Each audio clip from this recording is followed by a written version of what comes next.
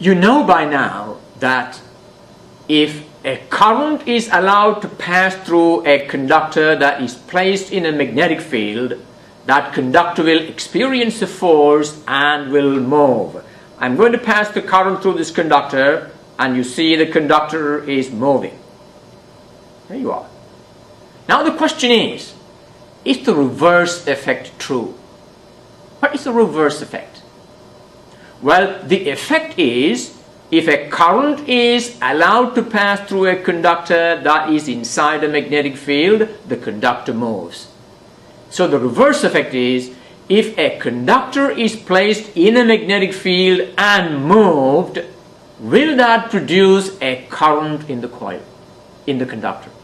What do you think? Will a current be generated in this conductor if I move it in a magnetic field? Well, let me see if I can demonstrate and see if we can answer that question. To answer that question, I have here a set of 3 coils. Each of these coils is connected to an instrument called a galvanometer. A galvanometer is the device that detects the presence of current. If a current flows in any of these coils, we will have a current flowing. The galvanometer will show a deflection. So what I'm going to do is take a magnet and move it towards the coil and see if the pointer shows a deflection. In fact, the meter I have is slightly defective. The defect happened just now. It's supposed to be center. The pointer is supposed to be at the center. It's actually now sitting at one end. Now see if you can watch the motion of that pointer. What does it indicate? When I move the magnet towards the coil and move it away, the direction of motion of the pointer are different. Now, when I move it closer and move it away, each time there is current flowing in the conductor. Look at that, I'm going to move it away from the magnet. When I bring it closer, the pointer actually wants to go that way. And when the magnet is moved away, the pointer deflects the opposite direction. So, the current flows in this coil when the magnet is brought towards the coil or away from the coil. Now, what is it that produces that current in the coil? It is not the presence of the magnetic field. You can see now the coil is placed in the magnetic field. There is no current. The current happens only when the magnet is either moved away from the coil or towards the coil. In other words, when in the presence of a magnet, there are magnetic lines of force that are linked with the conductor. Or you understand the concept of magnetic flux. There is a magnetic flux linked with this coil. When the magnet is brought closer, the strength of that flux increases. So it is this increase in flux that produces a current in the conductor. Or when the magnet is moved away, the flux linked with the conductor decreases. It is that decrease in the flux that produces an EMF or a current. Now, a current will flow in a conductor only if there is an EMF. So what happens is, when the magnetic flux linked with the conductor either increases or decreases, that increase or decrease in the magnetic flux will induce an EMF in that conductor. And hence, there will be a current. Well, let's now put these things in perspective. Now this is what you saw in the demonstration. When a conducting wire is placed in a magnetic field, the amount of magnetic flux linked with the conductor is a measure of the number of lines of force crossing the conductor at right angles. Here, the small x's represent the lines of force that are coming from behind the board into the classroom. And if you move the conductor at right angles, we are changing the magnetic flux linked with the conductor, and that motion in turn will create force on the charges that are in the conductor, which will then make them move. Well, when the conductor is made to move across the magnetic field, the magnetic flux linked with the conductor changes. And this change in the magnetic flux linked with the conductor induces an EMF in the conductor. And what does the magnitude of the EMF depend on? If you watch the demonstration well, you know that when I move the magnet slowly, there is only a very small induction. When I move the magnet very fast, the induction was considerably larger. In other words, the magnitude of the induced EMF can be increased by increasing the speed of motion of the conductor. What does that mean? If you increase the speed of motion of the conductor, the rate at which the flux linked with the conductor changes will be greater. In other words, the induced EMF is related to the rate of change of flux linked with the conductor. And reversing the direction of motion will reverse the direction of the induced EMF or the induced current. Well, I can show you the same demonstration on a... Now watch when I move the magnet into the coil and out of the coil. When I move the magnet into the coil, the deflection is to the right. When I move it out, the deflection is to the left. So the direction of the induced EMF depends on whether the magnetic flux is increasing or decreasing. So what happens if a coil of this shape, a rectangular coil, is rotated inside a magnetic field? Now remember, this time the magnetic field is kept stationary and the conductor is moved. Either way you can attain the same result. You can move the magnetic field and keep the conductor stationary, or keep the magnetic field stationary or move the conductor. Now remember, when you move the conductor up, if the induced EMF is in one direction, when you move it down, the induced EMF will be in the opposite direction.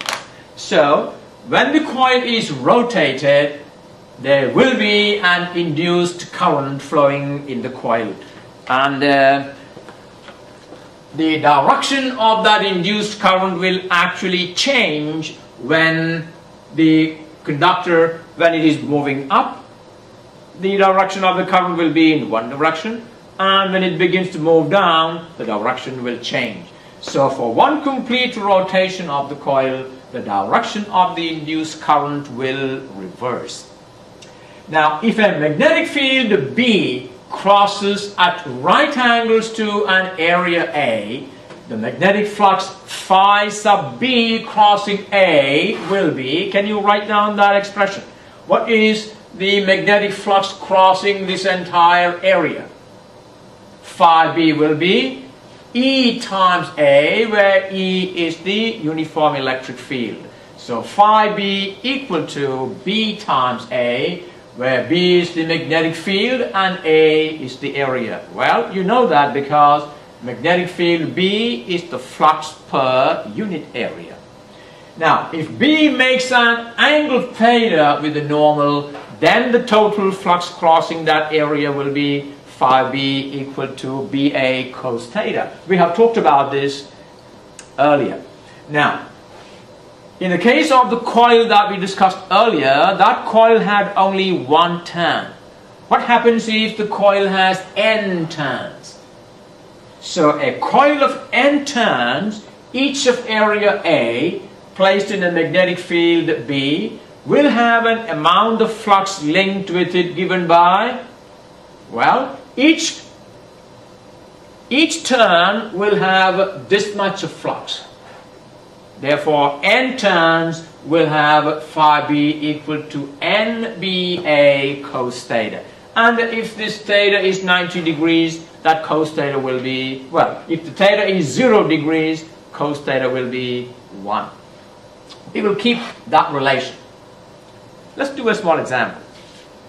A 40 centimeter long solenoid has 600 turns and a radius of 2.5 centimeter.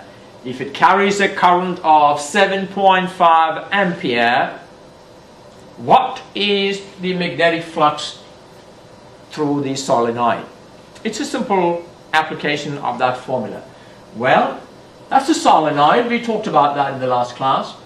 Now, when current flows in the solenoid, there will be a magnetic flux linked with it.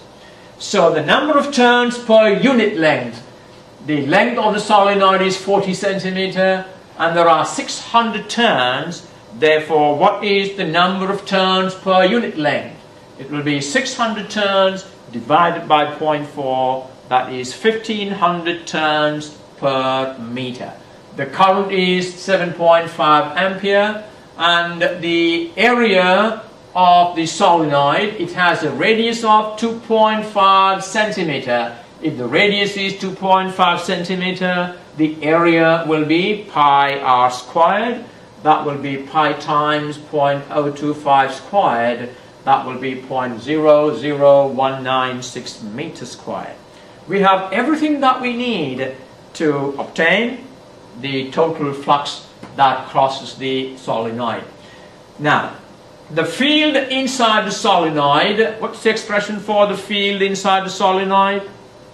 If you notice some of the misspelled word, this is supposed to be field, not filed. You see, the Microsoft Office doesn't detect it because this is a right word. Alright, what's the field inside the solenoid? We had talked about that in the first class. The field inside a solenoid is mu0 Ni, where small n is the number of turns per unit length, and we have all those quantities. And that gives us the field inside the solenoid is 0.01414 Tesla. Now the magnetic flux through the solenoid is N times B times A, where theta is 0. So cos theta is 1. And therefore that is 0.0166 Weber. Very simple problems, but you must be familiar with solving these kind of problems. Alright. Let's now talk about Faraday's law of electromagnetic induction. Faraday's laws of electromagnetic induction gives us an idea of how much is the induced EMF and in what direction does it take place. So if you can answer these two questions, that will explain Faraday's laws of electromagnetic induction. Well, Faraday's investigation on electromagnetic induction showed that the magnitude of the induced EMF E is equal to the rate of change of magnetic flux. In other words, if the magnetic flux changes very fast, the induced EMF will be very high. Now, this gives you only the magnitude of the induced EMF. We can write it as E equal to d phi by dt. The induced EMF is a measure of the rate of change of magnetic flux. The direction of the induced EMF is given by another law called the Lenz's law. Lenz's law. Now, the induced EMF causes a current to flow in the conductor. Is that right? Yes. But whenever there is a current flowing in a conductor, that current will produce a magnetic field. Now, remember now, there are two magnetic fields. What are the two magnetic fields? One is the original magnetic field, that is the cause of induction. Once there is induction and a current flows in the conductor, that current will produce another magnetic field. Now, Lenz's law talks about the direction in which the magnetic field created by the induced EMF is. So the induced EMF causes a current to flow in the conductor, and this current will produce a magnetic field which will oppose the changing magnetic field that is the cause of induction. In fact, Lenz's law says induced EMF is in such a direction as to oppose the very cause of it. What does that mean? Now, did you understand what I'm talking about? Well, we know that when a magnet is brought closer to a conductor, the magnetic flux linked with the conductor increases, right? Now, that increase in magnetic flux will induce a current in this conductor, and that induced current will produce a magnetic field which will oppose the increasing magnetic field. That's what it means. So, if the induced EMF is due to an increasing magnetic field, the induced current will be such that the magnetic field produced by that current will oppose that increasing magnetic flux. On the other hand, if the induced current is caused by a decreasing magnetic field, the direction of the current will be such so that the magnetic field produced by that current will oppose that decreasing magnetic field. That is the meaning of this. So, this current will produce a magnetic field which will oppose the changing magnetic field. That is the cause of induction. I'm going to explain that further. In other words, the direction of the induced EMF is such as to oppose the cause of induction. Now, let me take a couple of examples and illustrate it after putting this into an equation. What does that mean? Well, all we need to do to combine the two laws, Faraday's law of electromagnetic induction and Lenz's law together, gives us that equation. E equal to negative d phi by dt. E equal to d phi by dt is Faraday's law, and Lenz's law says the direction of the induced EMF is such as to oppose the cause of induction, and that is indicated by the negative sign.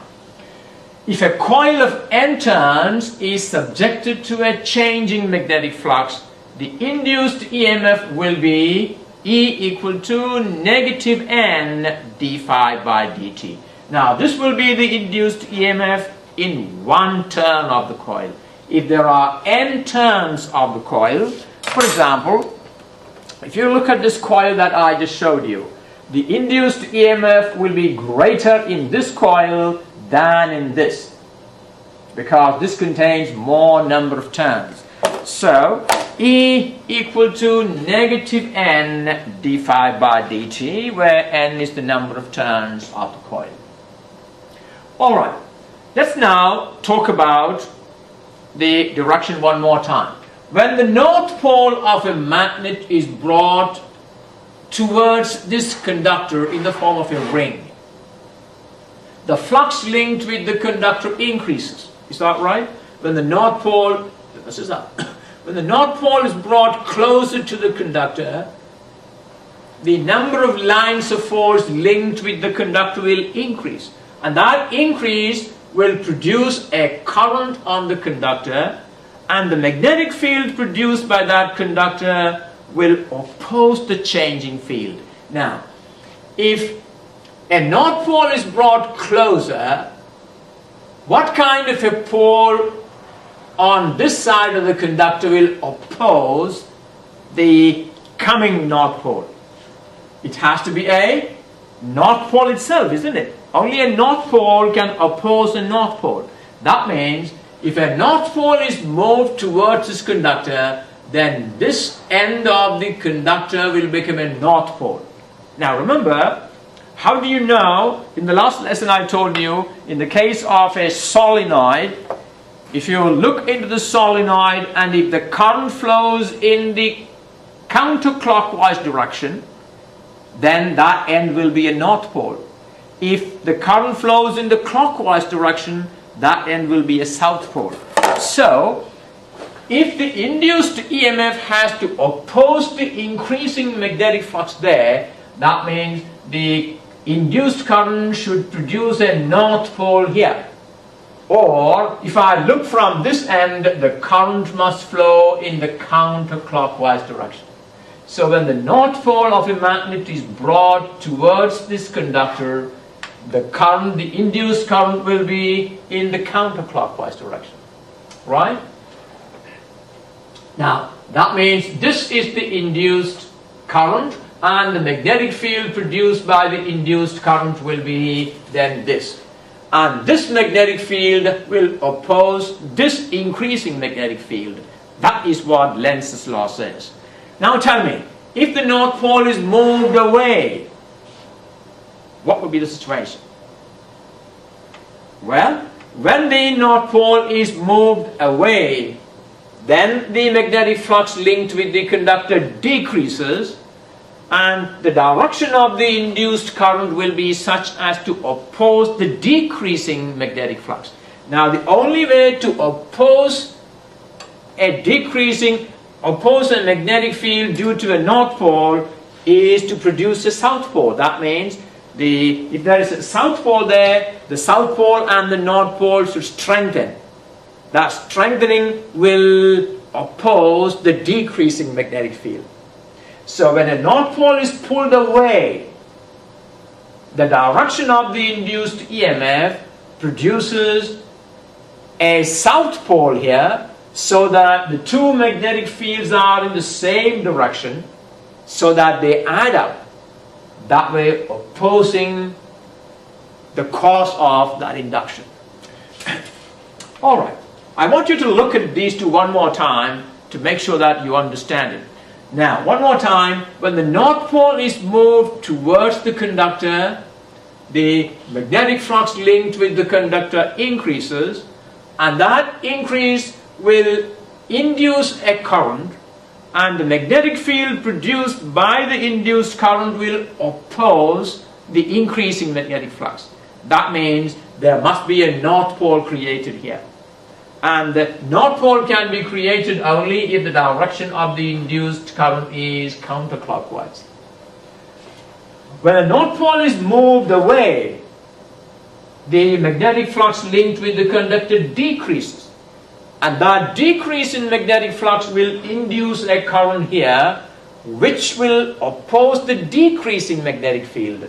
The only way to oppose the decreasing magnetic field due to a North Pole moving away is to create a South Pole there. That means the direction of the induced current will be now clockwise. So when the North Pole is moved towards the conductor, if the direction of the induced current is counterclockwise, when it is moved away, the current will be clockwise. The direction of the current changes. Now, the magnetic flux linked with a conductor can also be changed by turning on or off an electric circuit kept near it. Well, that is an important part, and you must actually pay attention to it. Now, here I have this coil of wire that is connected to this battery. In fact, I have connected one wire, and I will connect the other wire later on.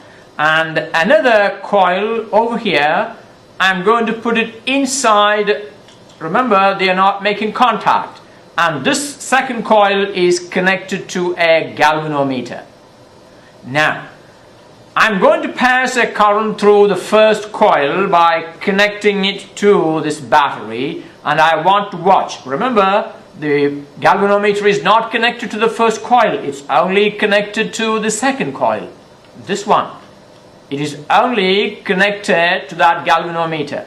Now, watch what happens when I connect this first coil to the battery. Now, look at that galvanometer. It's jumping. Now, what is happening? When a current flows in the outer coil, it produces a magnetic field, and the inner coil is inside the magnetic field of that coil. Now, what happens is, when I turn the current on, the magnetic field produced by this current increases.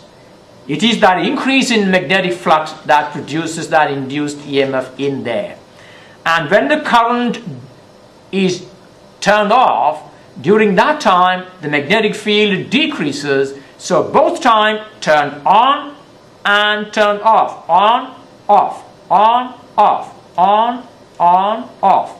You can see during the time it is on, the reflection is one side. When it's turned off, it is the other side. Once again, on, off, on, off. Alright.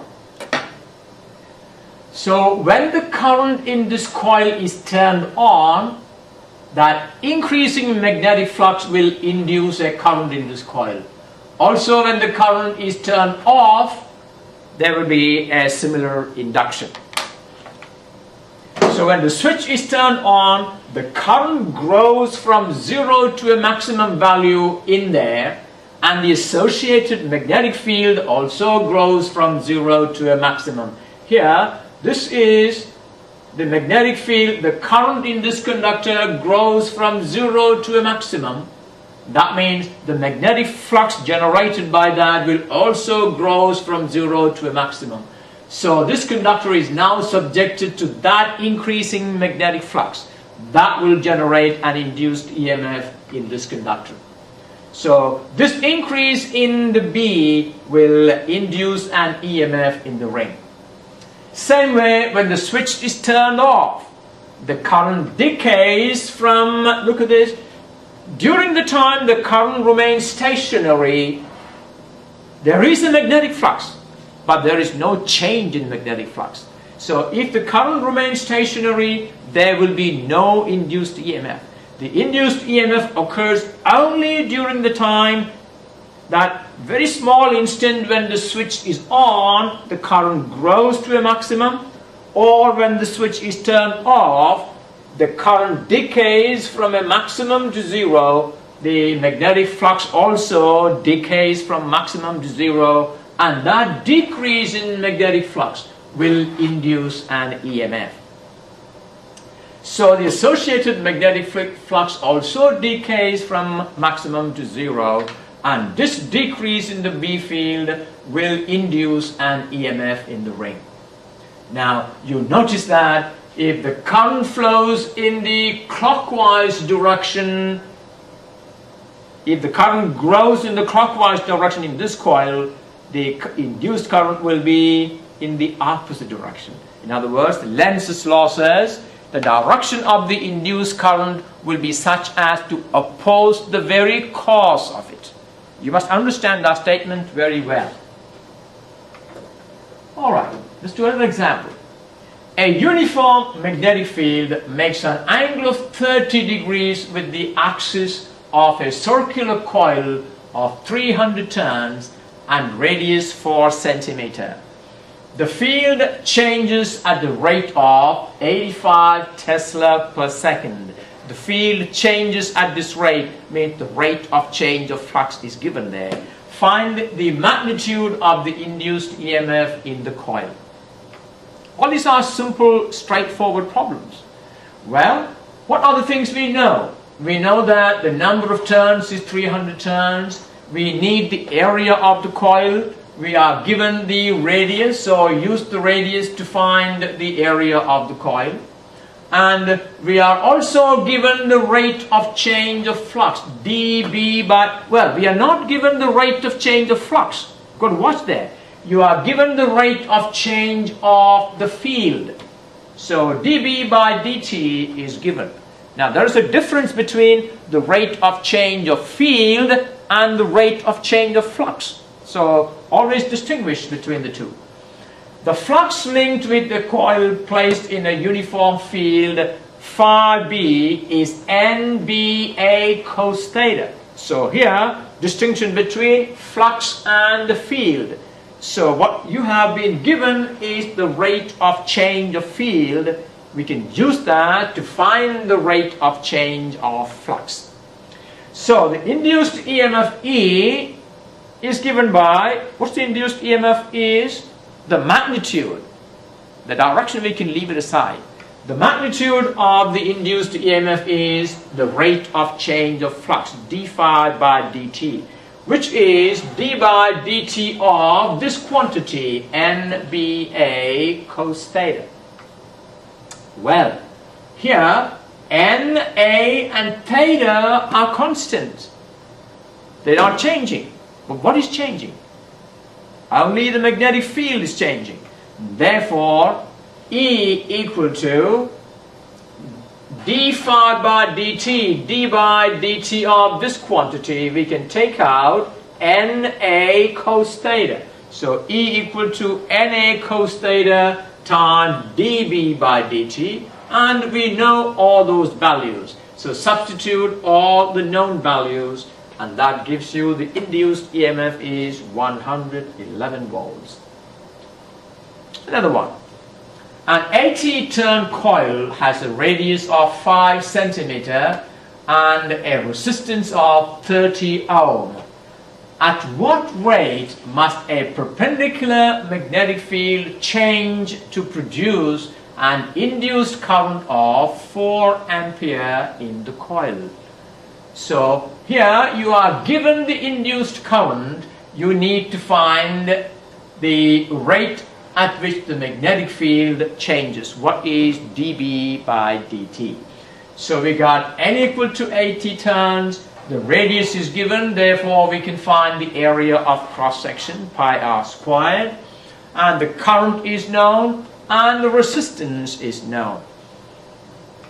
Well, first we find the induced EMF by using the resistance and the current values. Well, we are given the induced current, we know the resistance. If you know those two, we can calculate the induced EMF. What is the induced EMF? We have induced EMF E is I times R, and that will be 4 ampere times 50 ohms, that is 200 volts. And this 200 volts must be equal to d phi by dt. The induced EMF is a measure of the rate of change of flux. Well, since the magnetic field is at right angles to the plane of the coil, theta equal to 0, and therefore cos theta is 1. So we have d phi by dt, phi therefore is NBA, and d phi by dt will be d by dt of NBA. And here n is a constant, the number of turns of the coil, A, the area, is a constant, and only B is changing. Therefore, write it as NA dB by dt.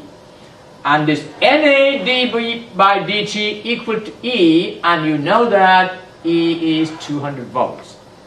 Therefore, we say dB by dt, therefore, equal to E divided by NA.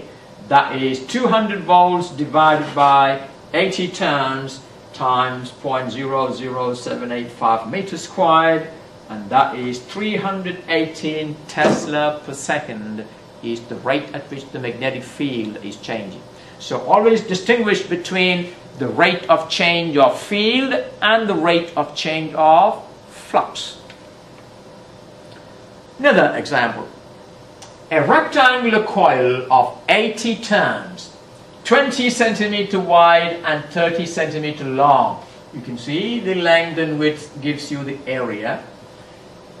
Is located in a magnetic field of 0.8 torr directed into the plane of the paper with only half the plane of the coil inside the magnetic field. Well, if you say the magnetic field goes into the board, the coil is situated like this. That's the coil, the rectangular coil, and the field is into the board, and the coil is going to be moving in and out of that field. Alright, the resistance of the coil is 30 ohm. Find the magnitude and direction of the induced current if the coil is moved with a speed of 2 meters per second to the right, 2 up, and 3 down. Well, watch this diagram. Here, that indicates a magnetic field that is into the board. You can see we use X's to show the field is going into the board, and we will use dots to show the field is out of the board. So this is a magnetic field that is going into the board, and here is the rectangular coil of 80 turns. 20 centimeter wide and 30 centimeter long. Now, with only half the plane of the coil inside the magnetic field. In fact, I have put more than half inside the magnetic field.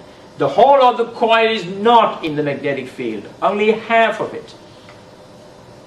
So this is 20 centimeter, this is 30 centimeter. If E is the induced EMF, then the induced current I will be, well, if you know E and I, we have the resistance of the coil. Therefore, induced current I will be EMF divided by the resistance R.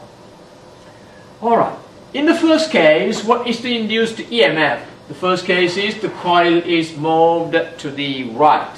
If the coil is moved to the right, the magnetic flux is not really changing. There is not much change. The number of lines of force crossing the coil remains the same when it is moved to the left or right. So the induced EMF is d phi by dt, the rate of change of flux linked with the coil.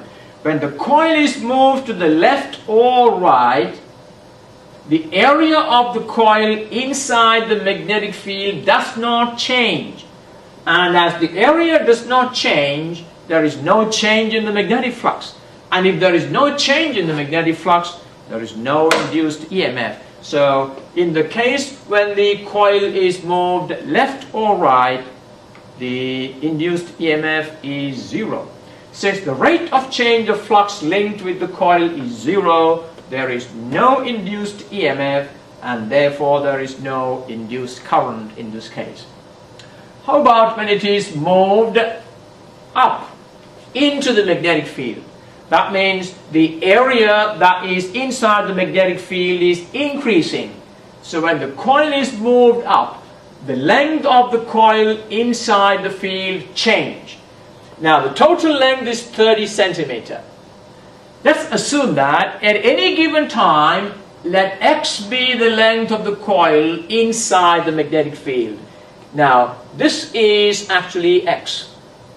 Now as the coil is moved into the field, that x increases. And we are told that the speed with which the coil is moving is 2 meters per second. If the coil is moved up, it means the rate at which x is changing is 2 meters per second, or dx by dt is 2 meters per second. Well, the flux linked with the coil at any given time, remember the flux is the number of turns times the magnetic field times the area. Now, what is the area of this coil inside the magnetic field? The area will be width multiplied by the length. The length of the coil inside the field, we said, is x. Therefore, the area of this coil inside the magnetic field is 0.2 times x. And so the flux linked with that coil will be n times b times 0.2x. The induced EMF is the rate of change of flux when the coil is moved up and is given by E equal to d phi by dt, which is d by dt of nb times 0.2x.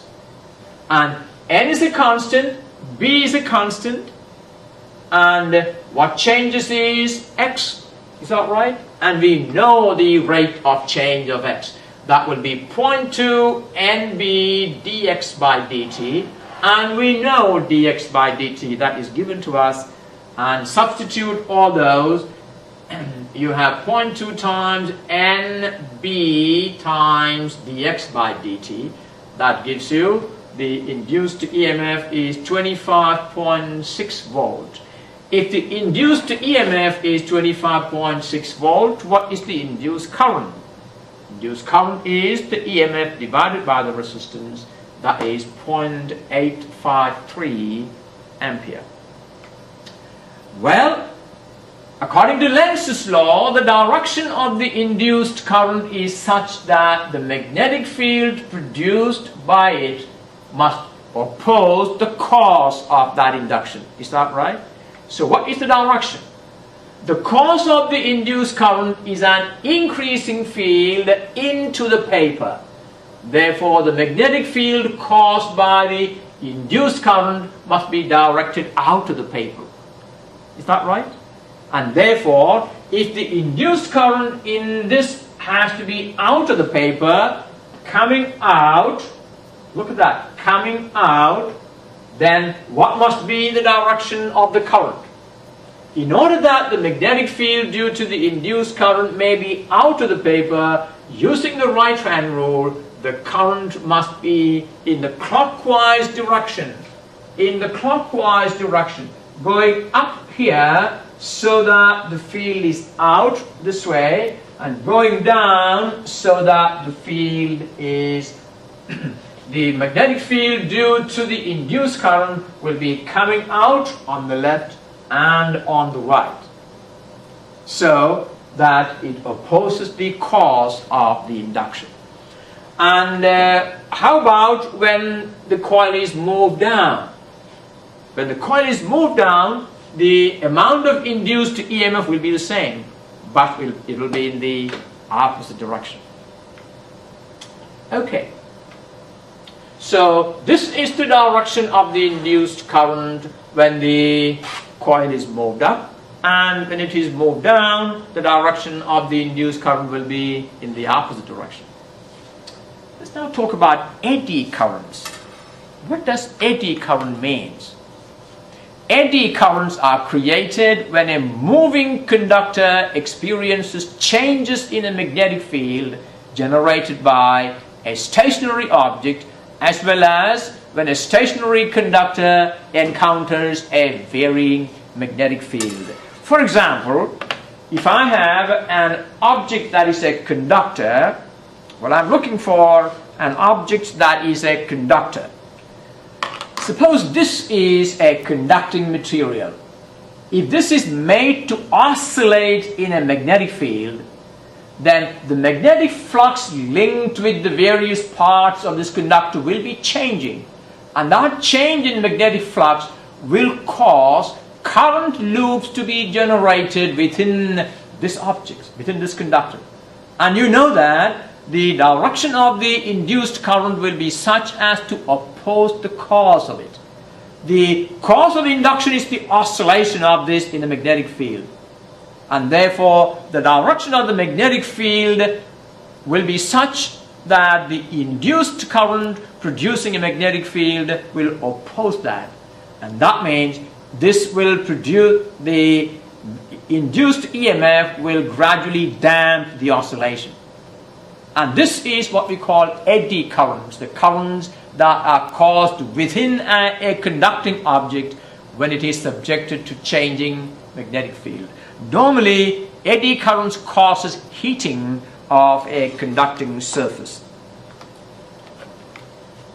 So eddy currents will be generated whenever a conducting object experiences a change in the intensity or direction of a magnetic field at any point within it, and not just at the boundaries. It can be anywhere within the object. For example, something like this. When a metal plate is allowed to fall through a magnetic field, cutting the field at right angles. You can see this is a field at right angles to the board. If you allow a metal plate to fall through it, the flux linked with the conductor changes, inducing an EMF in the metal plate. Now, this induced EMF causes a swirling current. Now, this is the conductor that is falling through. You can see the swirling induced current being generated within that falling object, which generates actually heat. According to Lenz's law, the direction of the induced current is such that the magnetic field produced by it will slow down the rate of fall of the metal plate. The induced EMF is such as to oppose the cause of it. An oscillating metal plate in a magnetic field will be damped due to the formation of eddy currents. In fact, eddy currents is sometimes a menace in many alternating current circuits. So, because of the tendency of eddy currents to oppose the cause of it, eddy currents cause energy to be lost and the amplitude of oscillation of an object in a magnetic field will slow down. Our next concept is what is called self-induction. I want you to understand that concept well. What is self-induction? Now, suppose I turn on a current that flows in this conductor. When I turn on a current, the current in this conductor will first have to increase from 0 to a maximum. Now, during the time the current increases from a 0 to maximum, this conductor is subjected to the changing magnetic flux produced by that increasing current. And that changing magnetic flux will in turn induce a current in the same conductor. That is what is called self-induction. And according to Lenz's law, the direction of the induced current will oppose the growth of current. Is that right? In the same way, if a current is flowing in this conductor, if you turn it off, during the time the current decays from a maximum value to 0, the magnetic flux linked with the conductor also decreases from a maximum to 0. And that will induce a current in the conductor. And that induced current will slow down the decay. And normally, because the decay is faster than the growth, the induced current during decay or during the time when a circuit is turned off is much greater than the induced current during turning off a circuit. That's the reason why, I'm sure some of you must have noticed, when you turn off a light switch, you often see spark. Spark is created by the induced current. Alright, so consider the circuit where a coil of wire is connected to a battery. When the circuit is closed, the current in the coil increases and the magnetic field generated by the current also increases. That means as the current is turned on, the current in this coil increases. It means the magnetic field associated with that also increases. Since the coil that carries the current itself is subjected to this changing field, an EMF is induced in the coil, which causes a current flow in the opposite direction, because the induced current is always in a direction as to oppose the cause of it. The cause of induction here is the growth of current in here. Therefore, the direction of the induced current will be opposite to that. So when the current is steady, when the current remains steady, no such induction takes place. Self-induction happens only during the time the current grows or the current decays. During the time the current remains steady, no self-induction takes place. Why?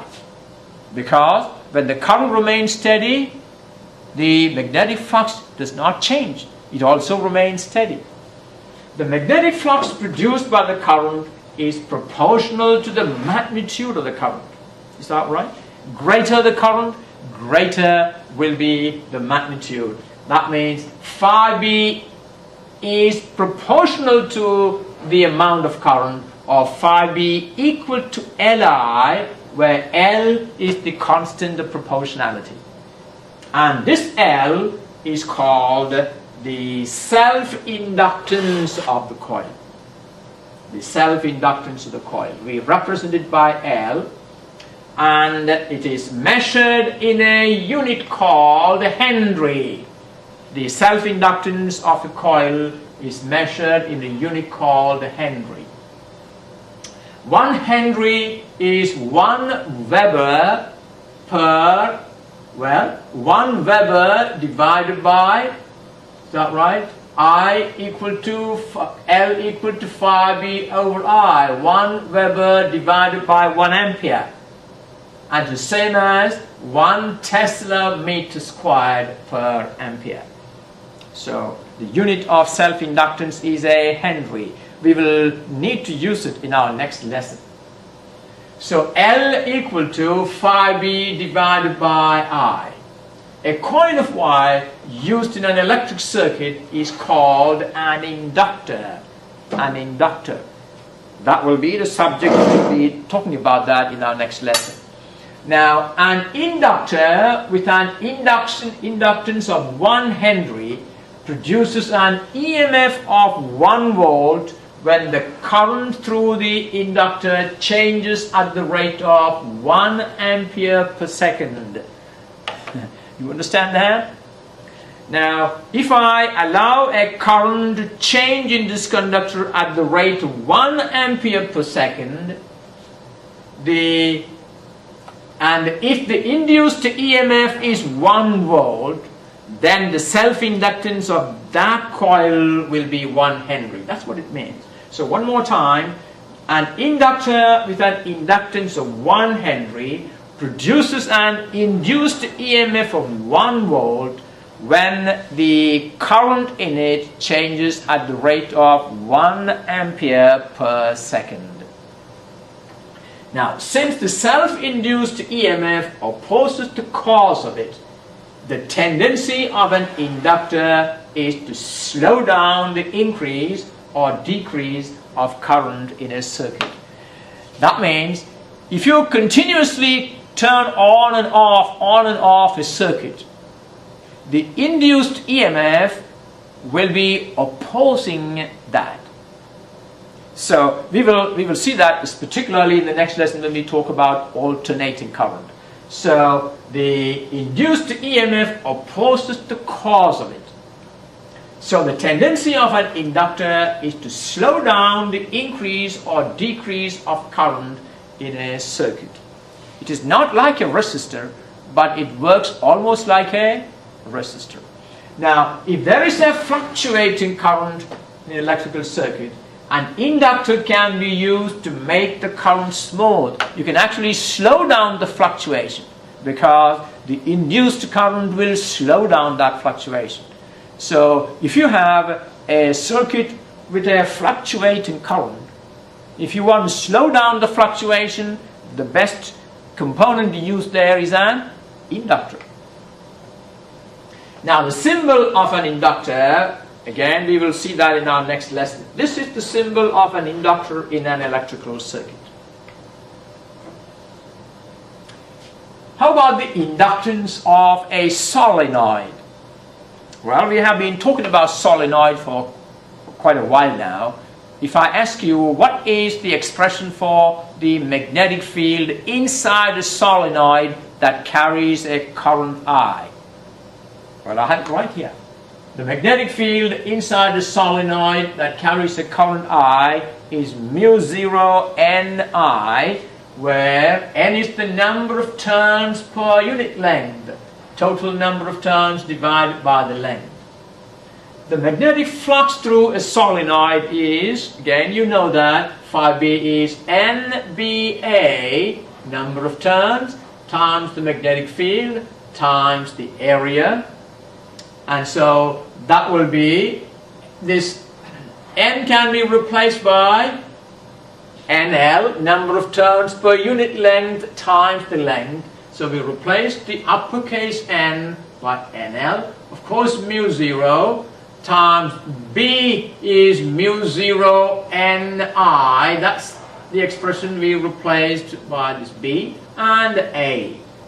And that's equal to mu0 N squared ALI. This is the expression for magnetic flux generated by current I in a solenoid. The self-inductance L of a solenoid is L equal to phi B divided by I. And if you divide this quantity by I, you get mu0 N squared AL. And this is the expression that gives you the self-inductance of a solenoid. An example. Find the self-inductance of a 600 turn solenoid of length 12 centimeter and area 5 centimeter square. Well, we have the length, we have N the number of turns per unit length, which is N over L, which you can calculate. And we got area is 5 centimeters squared, and convert that to square meter. And L, the self-inductance of a solenoid, is mu 0 N squared AL. And we have all those quantities. We replace those quantities by the values. That gives you 1.88 times 10 to the negative 3 Henry. Well, in fact, a coil like this has a self-inductance value. This is actually a solenoid. An inductor is normally a coil wound in the form of a solenoid, and its self-inductance is mu 0 N squared AL, where N, small n, is the number of turns per unit length, and of course A is the area of cross-section. How about energy of an inductor? An inductor stores energy, does it? Well, just like a capacitor, an inductor stores energy in an electrical circuit. It can be shown by simple considerations that an inductor of inductance L carrying a current I has a stored potential energy given by Um. The potential energy of the inductor is 1/2 Li squared. Now, magnetic energy of a solenoid can be written as Um equal to 1/2 mu 0 N squared AL. What does that quantity give you? Mu 0 N squared AL is the self-inductance times I squared, or we can write it as 1/2 mu 0 N squared I squared times AL. What does AL represent? A is the area of cross-section. A is the area of cross-section, and L is the length. So what does that quantity represent? Well, AL is the volume of the solenoid. So energy density of a solenoid is a measure of its energy per unit volume. So what is the energy per unit volume here? If you divide this energy by this volume, you get energy per unit volume, and that will be 1/2 mu 0 N squared I squared. That's a measure of the energy per unit volume of the solenoid. And we can write it as 1/2 mu 0 times mu 0 squared N squared I squared. Did you see how that can be written like this? What all I did is to multiply by mu 0 and divide by mu 0. Why did I do that? What is this quantity? What is mu 0 Ni? Mu 0 Ni is the magnetic field inside the solenoid. So mu 0 squared N squared I squared is simply B squared. So it can be written as B squared over 2 mu 0. And what is this? The energy density, the energy per unit volume of a solenoid. In fact, when you say a solenoid, you're talking about an inductor of this type. So an inductor in the form of a solenoid has an energy density given by 1/2 B squared over mu 0, or B squared over 2 mu 0. An example. A toroid of mean radius 25 centimeter and circular cross-section of radius 2 centimeter is wound with a superconducting wire of 1000 meter that carries a current of 400 ampere. What is the number of turns of the coil? What is the magnetic field at the mean radius? Assuming that B is a constant over the area of the coil, calculate the magnetic energy density and the total energy stored in the toroid. Now, what is a toroid? If you look at an inflated tire, it's actually a toroid. It has an inner radius and an outer radius. Here the inner radius is A and the outer radius is B, and the average radius indicated by these blue lines is R. Alright. First of all, the cross-sectional radius is 0.25 meter. What does that mean, cross-sectional radius? If you cut the toroid at anywhere, the cross-sectional radius, that is that radius, is what is given to us. Therefore, the length of one turn. Now, look at these turns. Now, if you take one turn, that is a circle of radius this. Therefore, the length of one turn will be the circumference of that circle. 2 pi r, 2 pi times that radius, and that is the length of one turn. Now, the number of turns is total length divided by the length of one turn. Is that right? If you take the total length of the toroid and divide it by the length of one turn, that will give you the number of turns. So the total length is not the total length of the toroid. The total length is, if you stretch the whole wire, and that will be the total length. That total length divided by the length of one turn will give you the number of turns. So the total length is given to be 100 meter.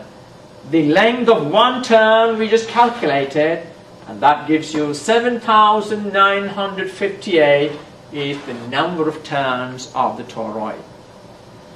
The magnetic field at the mean radius, well, the mean radius will be over here, is that right? What's the expression for the magnetic field? Is mu 0 Ni over 2 pi r. And that will be mu 0 Ni. Mu 0 is 4 pi times 10 to the negative 7. N is the total number of turns, that is... Now, remember, don't confuse between lowercase n and uppercase n. The uppercase n is the total number of turns. So that will be, and the current and 2 pi r. This is a measure of the magnetic field at the mean radius of the toroid. And that will be 2.55 Tesla. What's the next thing? Assuming that B is constant over the area of the coil, that is, if you take the area of the coil anywhere, assuming that B is a constant there, calculate the magnetic energy density. Alright? The magnetic energy density can be calculated as, you know that equation, B squared over 2 mu 0. We just calculated B. So we can use that to calculate the magnetic energy density. And that will be 2.58 times 10 to the 6 joules per meter cube, energy per unit volume. And the total length of the toroid is 2 pi times the mean radius. That is 2 pi times, that's the mean radius, 2.25 meter. And the area of cross-section is pi r squared. Therefore, the volume of the toroid is area of cross-section multiplied by the length, isn't it? We know the total length of the toroid and the area of cross-section. If you multiply that area of cross-section by that length, we get the volume V. And the energy stored in the toroid is V times energy per unit volume. Is that right? We just calculated the energy per unit volume, and if you multiply that value with the volume of the toroid, that will give you the total energy stored in the toroid. So that will be the volume of the toroid, that's this quantity, times energy per unit volume, and that is 5093 joules is the total energy stored in the toroid. Well, that is the end of that lesson, and in the next lesson we'll be looking at alternating current, how to generate it, and what are some of the properties of alternating currents.